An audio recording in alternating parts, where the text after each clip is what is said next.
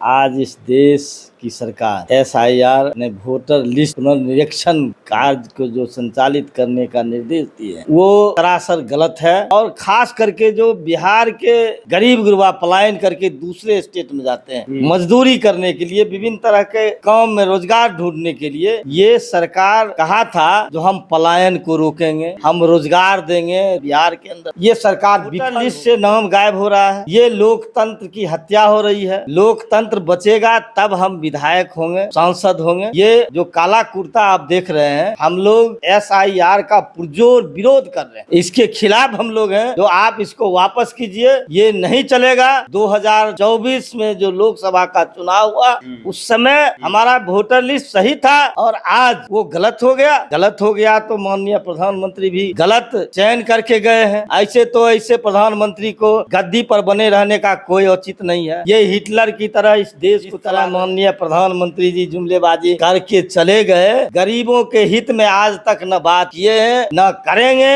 ये बड़े बड़े धन्ना सेठों के पक्ष में बात करते हैं, अडानी अंबानी के पक्ष में बात करते हैं, इनके जो दोस्त हैं उनके पक्ष में बात करते हैं। देखिए, बिहार में विधानसभा का चुनाव बेहद करीब है और विधानसभा का अंतिम सत्र चल रहा है, मानसून सत्र। और 2 दिन के सत्र में लगातार जो विपक्षी दल हैं वो ब्लैक आउट कर गए हैं। ब्लैक कुर्ता में जाते हैं माननीय, और जो एसआईआर का मामला है उसको लेके जोरदार हंगामा कर रहे हैं। क्या मसला है, क्यों ब्लैक कुर्ता पहने हैं, तमाम सवालों को लेके बातचीत करेंगे। हमारे साथ सूर्यकांत पासवान जी हैं, बखरी से सीपीआई के विधायक हैं। सर, आपका स्वागत है। और नेताजी हमेशा व्हाइट कुर्ते में होते हैं और आज आप ब्लैक कुर्ता में थे। पूरा विधानसभा विपक्ष दल के तमाम नेता ब्लैक कुर्ता में क्यों थे? देखिए, सबसे पहले तो हम लोग जो ब्लैक कुर्ता में दिख रहे हैं, आज इस देश की सरकार एसआईआर ने वोटर लिस्ट पुनर्निरीक्षण कार्य को जो संचालित करने का निर्देश दिए हैं वो सरासर गलत है। और जो डॉक्यूमेंट्स मांगा जा रहा है हमारे गरीब मतदाताओं से, वो डॉक्यूमेंट्स उसके पास उपलब्ध है। और ख़ास करके जो बिहार के गरीब गुरबा पलायन करके दूसरे स्टेट में जाते हैं मजदूरी करने के लिए, विभिन्न तरह के काम में रोजगार ढूंढने के लिए, ये सरकार कहा था जो हम पलायन को रोकेंगे, हम रोजगार देंगे, रोजी रोजगार हम बिहार के अंदर देंगे। ये सरकार विफल हो गई है। आज वोटर लिस्ट से नाम गायब हो रहा है। ये लोकतंत्र की हत्या हो रही है। लोकतंत्र बचेगा तब हम विधायक होंगे, सांसद होंगे। ये जो काला कुर्ता आप देख रहे हैं, हम लोग एसआईआर का पुरजोर विरोध कर रहे हैं। सरकार इसको वापस ले। सरकार गंभीर नहीं है, इसलिए हम लोग सदन के अंदर और सदन के बाहर इसके खिलाफ में प्रदर्शन कर रहे हैं।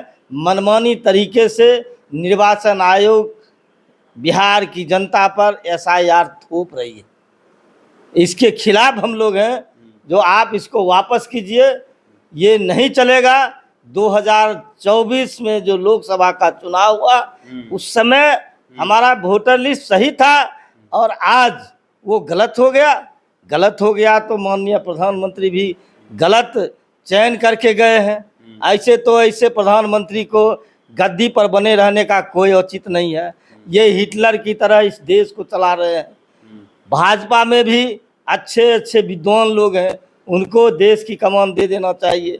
नहीं तो हम लोगों को देश की कमान दे दे, हम लोग अच्छे तरह से उस देश को चलाएंगे। कभी इस तरह का हंगामा नहीं हुआ एसआईआर को लेके? पहले भी एसआईआर 2003 में हुआ था। सर, कहाँ क्या तकलीफ है? क्या जो डॉक्यूमेंट मांगे जा रहे हैं उसको देने में कहाँ दिक्कतें आ रही है? देखिए, सबसे पहले तो आधार कार्ड, आपने आधार कार्ड बनवाया, आधार से आप सारे बैंक को लिंक करवाया, सारा सिस्टम आधार से जोड़ दिया आपने, और आप कह रहे हैं आधार का कोई मायने नहीं होगा। आधार का जो आप ये वोटर लिस्ट में नाम जुड़वाने या संशोधन करने या सही करने में आधार से कोई वास्ता नहीं होगा। उसी तरह है आपका ये राशन कार्ड है, ड्राइवरी लाइसेंस है, ये जितने भी चीज़ हैं जो महत्वपूर्ण आपने उसको वैलिड किया है, माना है, उसको आप इससे अलग कर दिए हैं। इसका मतलब है आपका मंशा यही है, जो यहाँ के गरीबों का नाम हम वोटर लिस्ट से गायब कर देंगे और पुनः हम जो है सो गद्दी, बिहार के गद्दी पर भाजपा और आरएसएस की सरकार को गद्दी पर बैठा देंगे। जिस तरह आपने पिछले लोक विधानसभा में कई राज्य में करने का काम किया, वही आप बिहार और बंगाल में आप चाह रहे हैं। ये नहीं चलेगा। बिहार के अंदर विपक्ष मजबूत है, हम इसका पुरजोर विरोध करेंगे। इसलिए हम आज काला कुर्ता पहन करके विधानसभा गए थे विरोध जताने के लिए। तो सर, जैसे कि कहा जा रहा है कि जो लोग यहाँ नहीं है, ठीक है, तो उनका डॉक्यूमेंट जो भरा जा रहा है साइन करके, कहीं बहुत तक फर्जी का वो आया है, कई मीडिया कर्मी पर भी एफआईआर कर दिया गया जीत रंजन साहब पर। तो क्या लगता है कि सरकार किस मोड में है? देखिए, मैं आपको बताया, जो सरकार यही चाह रही है, जो गरीबों का, खास करके दलितों, अकलियतों, अत्यंत पिछड़ों का वोट को हम काट दें और वोट प्रतिशत घटा दें, कम हो जाएगा। और भाजपा के तो बड़े बड़े लोग, बड़े बड़े मतदाता, सामंतशाही लोग उसमें हैं, और वो मतदाता कहीं जाते नहीं हैं बिहार छोड़ करके। और हमारे गरीब गुरबा तो एक राज्य से दूसरे राज्य पलायन करते हैं, कमाते हैं। ये रोजगार की बात किए थे, ये नौकरी की बात की थी, ना रोजगार मिला, ना नौकरी मिली। ये इस देश की सरकार झूठा सरकार है, जुमलेबाजों की सरकार है। माननीय प्रधानमंत्री झूठ बोल करके, असत्य बोल करके बिहार से चले गए। आज बिहार जो है सो गुंडा राज है। आज पूरे बिहार के अंदर हत्याएं हो रही है, बलात्कार हो रहा है, राहजनी हो रही है। ये राज कायम कर दिया है डबल इंजन की सरकार। इसके खिलाफ हम लोग इस काला ड्रेस में विधानसभा के अंदर, विधानसभा के बाहर हम प्रतिरोध जता रहे हैं। बीजेपी कह रही है कि हार का डर सता रहा है, तो आप लोग बहाना खोज रहे हैं, कभी इलेक्शन कमीशन तो कभी कुछ कर रहे हैं। आप बीजेपी से पूछिए, उनके माननीय प्रधानमंत्री से पूछिए, उन्होंने कहा था अब की बार 400 पार, कहाँ उसका नारा गया। इस बार जो कह रहे हैं अब की बार नीतीश कुमार, ये नारा खोखला होगा। इस बार बिहार के अंदर दलितों, अकलियतों, अत्यंत पिछड़ों, ओबीसी जितने भी लोग हैं महागठबंधन के साथ हैं। महागठबंधन की सरकार मजबूती से बिहार के अंदर बनेगी। इसी डर से आज एसआईआर को लेकर के बिहार की सरकार ने पूरे राज्य के अंदर जो मतदाता सूची का पुनर्निरीक्षण करवा रही है, ये उनको डर है बिहार में फिर हम आने वाले नहीं है। मोदी जी तो आए, उन्होंने कहा है कि मोतिहारी को मुंबई बना देंगे, पटना को पुणे बना देंगे। नीतीश कुमार कह रहे हैं कि 1 करोड़ रोजगार देंगे। वो देखिए, वे जुमलेबाजों की जमात में है माननीय मुख्यमंत्री नीतीश कुमार जी। जिस तरह माननीय प्रधानमंत्री जी जुमलेबाजी करके चले गए, आज वो पुणे बना रहे हैं, पटना को, गया को, भागलपुर को, मोतिहारी को स्मार्ट सिटी बना रहे हैं। ये कुछ नहीं होगा। ये गरीबों के हित में आज तक न बात किए हैं, न करेंगे। ये बड़े बड़े धन्ना सेठों के पक्ष में बात करते हैं, अडानी अंबानी के पक्ष में बात करते हैं, इनके जो दोस्त हैं उनके पक्ष में बात करते हैं। आप बताइए, आज तक वो किसानों के हित में बात किए, मजदूरों के हित में बात किए? आज मनरेगा कानून जो सरकार, पिछली सरकार ने बनाया, आज मनरेगा कानून कागज पर चल रहा है, मशीन के द्वारा चल रहा है, हमारे मजदूरों को रोजगार नहीं मिल रहा है। ये माननीय प्रधानमंत्री एक सर पॉलिटिकल सवाल लेंगे, चूंकि चुनाव है और समीकरण साधे जा रहे हैं। एनडीए भी छोटे छोटे दलों को अपने साथ कर रही है, ये उसकी यूएसपी रही है, एकदम छोटे छोटे दलों को साथ करके, और उसने पैर अपना पसारा, बिहार हो या फिर पूरे देश में। लेकिन तेजस्वी जी क्या इसमें पीछे हो रहे हैं? भीम आर्मी के जो अध्यक्ष हैं नगीना से सांसद चंद्रशेखर रावण, वो कल आए हुए थे, उन्होंने कहा कि हमें ले लो भाई, नहीं लेंगे तो मुश्किल हुआ मुख्यमंत्री बनना। IP गुप्ता जी घूम रहे हैं, उन्होंने पार्टी बनाई है कि हमें ले लिया जाए। लेकिन आप लोग जो है दरवाजे बिल्कुल क्यों बंद किए हुए हैं? एकदम दरवाज़ा बंद नहीं है, सबों का स्वागत है। जो भी लोग हमारे साथ आएंगे सबका स्वागत है। हम स्वागत करते हैं, हमारे महागठबंधन के नेता उनका स्वागत करते हैं। निश्चित रूप से उस पर विचार किया जा रहा है, विचार होगा। जो भी हमारे साथ आने वाले लोग होंगे हम सबों को सम्मान के साथ अपने साथ लाएंगे। चंद्रशेखर भाई आ सकते हैं, आने के लिए उनका स्वागत है, आ सकते हैं, लेकिन आईपी गुप्ता भी, आईपी गुप्ता भी, सारे लोगों का स्वागत है महागठबंधन के अंदर, क्योंकि ये गरीबों का गठबंधन है। महागठबंधन जो है गरीबों का गठबंधन है। आप 17 वर्ष बनाम 20 साल की बात कीजिए। 17 वर्ष में माननीय तेजस्वी प्रसाद 17 महीना में माननीय तेजस्वी प्रसाद यादव जी ने जो बिहार के नौजवानों को नौकरी देने का काम किया, रोजगार देने का काम किया, अमन चैन देने का काम किया। आज ये डबल इंजन की सरकार बिहार के अंदर ही नहीं पूरे देश के अंदर गुंडा राज कायम है। गुंडा के द्वारा ये राज को चलाया जा रहा है। आम आवाम त्रस्त है। जंगल राज आप लोग ला देंगे। अस्पताल में लोग सुरक्षित नहीं है, अस्पताल में जाकर के गोलियों से भून दिया जाता है कानून को अपने हाथ में लेकर के। तो अब इससे बड़ा क्या हो सकता है बिहार के अंदर? एनडीए करिए, लालू जी का राज आएगा, जंगल राज आ जाएगा फिर से। 15 साल एकदम ब्लैक शासन था एकदम। ये 15 साल अब ये एनडीए जो कह रही है लालू जी के राजपाट में, लालू जी ने गरीबों को बैठने का अधिकार दिया, खटिया पर बैठने का अधिकार दिया, चूल छटाने का अधिकार दिया, पढ़ने लिखने का अधिकार लालू जी ने दिया।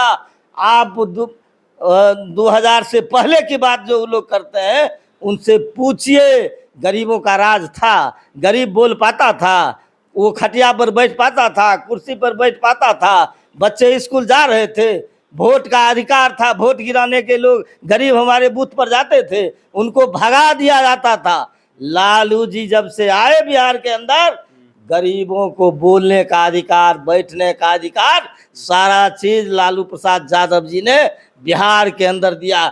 यही इन लोगों को खल रहा है।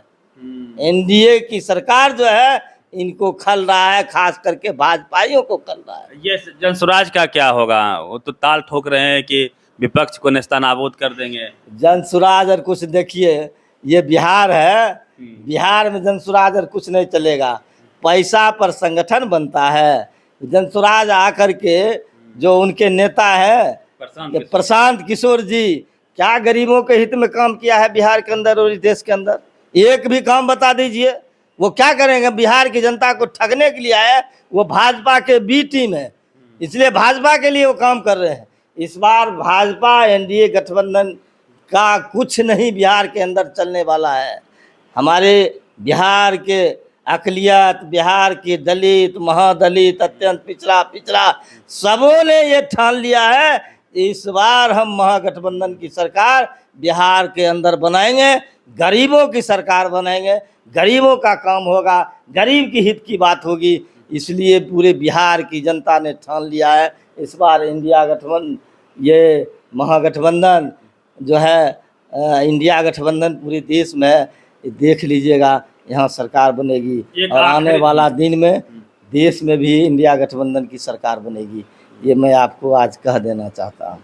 चलिए, काफ़ी लंबी बातचीत हो गई और पूरी बातचीत पे आप प्रतिक्रिया दीजिए। एक सवाल सर रह गया कि भाजपा के तमाम नेता, यहाँ तक कि चिराग पासवान भी कहते हैं, स्टेज से इस पर उन्होंने कहा मुख्यमंत्री के नेतृत्व में चुनाव होगा, लेकिन उनसे पूछा जाता है कि मुख्यमंत्री कौन होगा तो गौन हो जाते हैं। कहा यह जा रहा है कि चिराग पासवान ही मुख्यमंत्री के रेस में है। ये बात तो आप बोल रहे हैं, मैं नहीं बोल रहा हूँ। जो लोग कहते हैं चिराग पासवान मुख्यमंत्री होंगे, मैं कहना चाहता हूं वैसे लोगों को जो माननीय स्वर्गीय रामविलास पासवान जी दलितों की बात करते थे सदन के अंदर, और माननीय केंद्रीय मंत्री चिराग पासवान जी गरीबों की बात नहीं करते हैं, दलितों की बात नहीं करते हैं। जो भाजपा के लोग बोलते हैं वही चिराग पासवान बोलते हैं। इसलिए चिराग पासवान मोदी जी के हनुमान हैं, उनको बिहार के मुख्यमंत्री वो नहीं बनाएंगे, ये मैं कहता हूँ, ये आम आवाम कहता है। इनको जो है सो गफलत में रह करके इनसे वो दलितों का वोट इकट्ठा करने की ये साजिश है। अगर दम है बीजेपी में, ऐलान कर दे बिहार के मुख्यमंत्री चिराग पासवान होंगे, तब हम उनके ये राजनीतिक जो वो बता रहे हैं ये हम तब समझेंगे। वो कभी नहीं करेगा। ये मैं आपको बता मुखौटा बना के। सिर्फ मुखौटा बना करके उनसे वोट ठगने का काम वो करेंगे भाजपा के लोग। उनमें दम है तो मुख्यमंत्री घोषित करके वो देख ले। चलिए, तो लंबी बातचीत हो गई और सदन जिस प्रकार से हंगामेदार है, आप तमाम लोग देख रहे हैं। बिहार के चुनाव में इस बार क्या होगा, एसआईआर का कितना प्रभाव होगा। कहा यह जा रहा है कि गरीबों के वोट मतदाता सूची से काट दिए जाएंगे, जैसा सर ने कहा है। आपका क्या मानना है, पूरी बातचीत पे प्रतिक्रिया दीजिए। रवि मेहता, नेशनल दस्तक, पटना। नेशनल दस्तक की आपसे गुजारिश है कि अगर इसको बचाना चाहते हैं तो नेशनल दस्तक को सब्सक्राइब करने के लिए रेड कलर के सब्सक्राइब बटन को दबाएं, फिर बेल आइकन की घंटी दबाएं। नेशनल दस्तक को बचाने के लिए बहुत जरूरी है कि हर खबर को शेयर करें, लाइक करें, कमेंट जरूर करें।